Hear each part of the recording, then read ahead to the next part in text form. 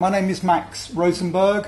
I'm the chairman of the Leaf Hill Action Group down the road at Coldharbour, where we're campaigning against Europa Oil and Gas and Angus at the same time. We've stopped them for 10 years at Coldharbour. They haven't started yet, and we're now making them go for a new set of planning applications, which isn't making them very happy. They're trying to go for an extension, but we've said that their application is lapsed. It's an area of outstanding natural beauty, it's a triple SIs over there, area of great landscape value, and we don't think it's the right place for any kind of oil exploration, especially when there's nothing down there. We know that for a fact. I'm also the chair of the Campaign to Protect Rural England. We are very concerned about oil exploration and extraction across Surrey and Sussex. CPRE National Office is very much concerned about the hydraulic fracking and acidisation across the whole of England at this time. There are concerns about the environmental damage, also concerns about traffic, and we'll come on to that very shortly. We're going to be starting off looking at the reasons that we understand for earthquakes in this area. There have been at least 7 so far, unprecedented in this part of Surrey, and we're looking at the reasons why this might be the case. And then we'll have a short break, and then we'll be talking about the application from Angus Energy to drill at Felton's Farm, not far from here as you know, and how that is progressing with Surrey County Council. So I'm going to pass across to Ada. Ada, would you like to take on from here? Yes. So hello everyone and welcome. And thank you for showing in such numbers. I don't think we expected it. We were surprised, really. yeah. Yes, we're quite surprised. So I'm with the Brockham Oil Watch, which was set up in January 2017 when Angus Energy drilled the unauthorized sidetrack. At the time, we actually didn't know that it was being drilled. So this news came about a couple months later. So the reason for the group was because there was not enough information, so we felt very confused. Local residents didn't know what was happening. We were asking the council, is there drilling going on? They were saying, no, there isn't. We were seeing something else on the investor chats and official news from the company. And so for that was one of the reasons. And the other reason is because personally, I was confused about what it actually was. A lot of people said, this is going to be fracking. And then others said, no, it's not going to be fracking. And so I thought, well, we should really try and get to the bottom of what it really is. And so that's part of what I have focused over the last year and a half. I'm not a professional activist, like the companies like to describe us. In fact, it's quite the opposite, and it's very difficult to juggle everything because this kind of thing is very time-consuming. So let's move on. I think I've got quite a few slides prepared on the 2 sections, the earthquakes, and then what the plans are for Brockham. So let's just start. So this is the Brockham site.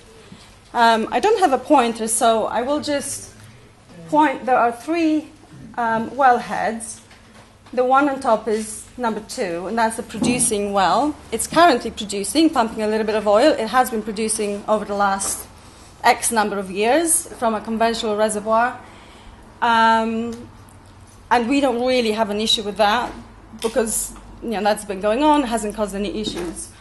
Although obviously there are concerns about global warming, and that's a different conversation. But as a group, our official position is that what we are concerned about is unconventional drilling, not the type of conventional nodding donkey drilling that has been happening for years at Brockham. Brockham 3, which is to the left, is a re-injection well. And this is the one that is raising concerns in connection to the earthquakes. Brockham number 4 is the subject of the current planning application, which is going to be decided on the 8th of August. And this is the one that we are concerned about in terms of the activities that are planned for the site. So, on the earthquakes, this is a table that tells you how many happened. So we actually have 11, but 2 of them, you see magnitude 0.9 and 0.4. These are very small, and the only reason they are there is because of the new stations that have been now installed. One is at Horse Hill and one is at Russ Hill, I think, which is where the epicenters are. So you can see the dates. So we had 3 on the 1st of April and then nothing for a few months. And then on the 27th of June, it started again. And it's been quite consistent. So magnitude, the highest was 3.0 on the 5th of July. And then the other column, the depth, is interesting because they were estimated at 5 kilometers depth. But once the stations were installed, which was on the 12th of July, the depth is now estimated at 1 kilometer, or between 0.5 and 2 kilometers. So they are much shallower than previously thought. And they're all in the same place. So this is a map. The red dots are showing the epicenters. The blue squares are well sites. So we have 4, actually. But only 2 are active. So we have Brockham on top, and Horse Hill is the one at the bottom. The 2 in the middle are not active to my knowledge. The yellow pins is where the new monitoring stations are. So as you see, one of them is exactly where the epicenters are, and then next to Horse Hill, because that is, I suppose, what the BGS is thinking, well, maybe is causing, well, they just want more information on that. So looking into what is known about links between earthquakes and oil and gas activity, there are 3 areas. One of them is hydraulic fracturing. This is quite well known and established, and the BGS understands how it happens. They have, back in 2011, when the first high-volume fracking took place, well, first and the only so far, and now yesterday we got the go-ahead for Preston New Road, so it looks like we're going to have more high-volume fracking. But anyway, so up to this point, there's only been one, and it was studied, and so the connection is very clear. It's 55 earthquakes. They could actually see when the injections were happening, the seismometers were going higher up. So that's one connection. The other connection is extraction of natural gas, when this happens very rarely, as I understand. And by the way, I'm not an expert on any of this. This is just research that I've done, and I also want to tell you what the experts that I have spoken with have said, so we'll have some size on that. So a particular region of Groningen in Holland, the earthquakes there are happening because just of the volume of gas that's being taken out from underground, and it causes the ground to settle. And this has caused quite a lot of damage, buildings being demolished and people suing and etc. So it's a big issue. And then water reinjection, which is relevant to Brockham. This is the main cause of earthquakes in central states, United States, Oklahoma, Texas, Kansas, those places. Many studies now done, and the links are clear. The issue around injection is that you cannot correlate it very well. So there is a time lag between when you've got the reinjection and when the earthquakes happen, because what happens is the pressure builds up in the pores of the rock and it travels down to the faults, and then the faults get triggered. So there can be also quite a difference in terms of the location. So it's more difficult, and the way this has been studied is correlation, increased activity, increased reinjection, correlated to increased earthquakes. Also, this is really high injection wells, which is I just want to make clear, it is not, I don't think, what we have here at Brockham. This is not a high rate injection well, but there is reinjection happening. So this is what the BGS have said about these earthquakes. And the text in blue, I just thought maybe this is the most interesting. This is the original statement. So they're saying we are unable to say categorically this is related to oil and gas, but we cannot rule this out, basically. And that it is well known that there is a link between the two. Can I just add one thing out to what you're saying? I think it's really interesting to note how the United States Geological Society and surveys are seeing this situation that we're getting here. Recently, researchers at the United States Geological Survey have said that, in our opinion, in 8 states, including Texas, Oklahoma, Ohio, Kansas, and Arkansas, oil and gas operations are triggering earthquakes across these states. Now, this is the US version of things. The Americans tend to be much more concerned about litigation than we are in the UK, which may be the reason why they're expressing this concern, because it's the United States in this case saying that we have tied these down to the extraction and production of oil and gas in the 8 major states producing oil and gas at this time. I think that has to be mentioned alongside what you're saying, Adam. Thank you. Absolutely. Thank you. Peter Stiles, he did the study on linking quadrilla and Blackpool earthquakes. And he said on a BBC interview that it is plausible changes in groundwater can create those tiny amounts of stress, which makes them the faults move. And he said this in the context of re-injection of produced water at Brockham over a long period of time. So, I forgot to mention that the re-injection well has been there since 2007. So we have now 10 years of it being used. Richard Sally, who lives in Brockham, we were in touch just yesterday. In blue is what he said, that he's been in contact with several academics on both sides of the fracking debate, and OGA, Oil and Gas Authority, and British Geological Society survey. And there are 3 hypotheses. The first one is possibility of the Brockham field being related to it. So over time, the build-up of pressure possibly releasing pressure on a fault. So, and then the second one, I really have no idea what it is. And then the third one is it was described as a wild card, so it would be maybe unlikely. So, yeah. Anyway, so, and then David Smythe, who is very much against fracking, although it's not really relevant here. So he said that, this is quite a long quote, but what's important is that we now know that these earthquakes are shallow and so more likely linked to human activity as opposed to natural causes. And also he's saying that we should be really looking closely at what's happening at Horse Hill, because it's close and the depth is where these operations are taking place. And alternatively, it could be a Brockham, which is similar to what we already heard.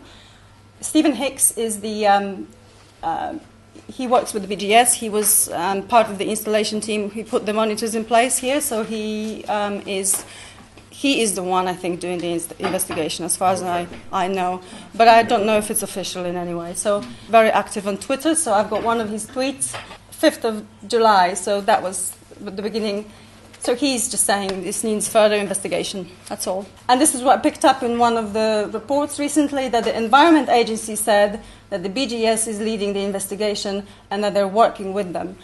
But that's my comment, that I don't know about official investigation. Well, maybe that is. But so the 2 sides that are closest, Horse Hill and Brockham. So on Horse Hill, specifically, it's a timeline. So the reason that people are concerned is because on the 27th of June, when we had the first of the recent swarm of earthquakes, UCOG, the operator, put out a statement saying, on the same day, production floaters have now commenced. So it was a very strange coincidence. They then said on the 5th of July that there was no subsurface activity, and more recently, categorically nothing to do with us. This is what the regulators are saying, or have said. The OGA said, they are aware of that statement, but that they understood that there was no flow testing taking place at the time of the earthquakes. And then the Environment Agency had an inspection on the 29th of June, at the site. And based on what they saw on site, they say there was no underground activity. And so a lot of people, I suppose, would take these as, okay, we're happy and that's the end of the conversation. But I'd like to just bring back maybe the example of Brockham and what happened here with the unauthorized drilling, and ask the question, well, how do they know this? The regulators. So the OGA, so if we look at the monitoring of these activities, the OGA has a system once, which is an online platform where you exchange information. So the operators give information and then they receive consent via this system. And so I was at the Horse Hill site on Friday and I asked Stephen Sanderson, how does the OGA know? And he said, well, we need to give them a notice that we started flow testing within 24 hours of the flow testing. But again, so this relies on the operator telling the OGA, and it's not verified in any way. And also, I'm not quite clear on well stimulation activities or any kind of treatment to the well which isn't flow testing, and do they need to let them know about that? Because that's a different activity. Then the Environment Agency has a bespoke monitoring, and basically, again, it's all recorded and monitored by the operator, and then sent on a monthly basis to the Environment Agency. So it's all in the hands of the operators, regulating, basically recording themselves, the information, and sharing this with the regulators. In the follow-up to what happened at Brockham, we spent quite a lot of time understanding how this happened. How can a sidetrack well be drilled without permission, whilst all of the regulators, the Environment Agency, the Oil and Gas Authority, and the Health and Safety Executive, they knew and approved it. And on top of that, the Oil and Gas Authority is supposed to check whether there is planning permission and only give consent if there is one in place. So this is a document that came up as a response to a Freedom of Information Act request, which we've done dozens of. And this shows you, the question was, on what basis did the OGA grant approval for the drilling of the sidetrack at Brockham? And so this is supposed to show us on what basis. So you can see that the OGA asked through this once portal Angus whether there was a planning permission in place. And Angus said, this is in hand. At this juncture, we're simply looking to log these zones, mirror the original Brockham well. No permissions have been requested for production, just to abandon and log. And there are no other documents that have been given to us as the basis of that consent. So this is the basis. So they've asked the operator said it's fine, so it's fine. So they get planning permission. 16th of January, there was a visit from Surrey County Council at the well site. In person, 3 officers looking at what was there because of reports from people like myself saying, there's drill pipes coming on site. How come is this not drilling? So they came to site to check on the 16th. Now, and then this next one is an email from Jonathan, the head of Angus, to the council. Again, this came up via an FOI. So he is saying on the 17th of January that yesterday at 4 o'clock, which was on the same day that the council visited the site, they have re-entered that well and encountered hydrocarbons. This was when they actually re-entered the well to then drill the sidetrack, the unauthorized sidetrack.